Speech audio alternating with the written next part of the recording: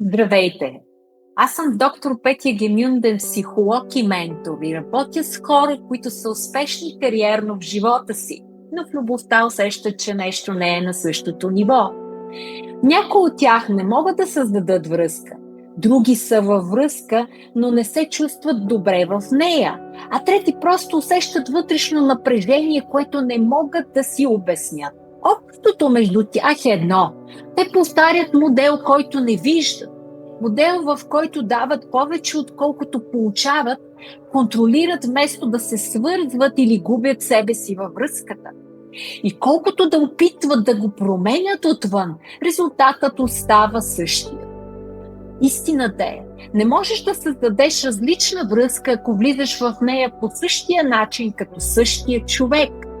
Следващото ниво в любовта не е в това да намериш правилния човек, а в това да промениш начина, по който създаваш връзка, като човека в теб е различен.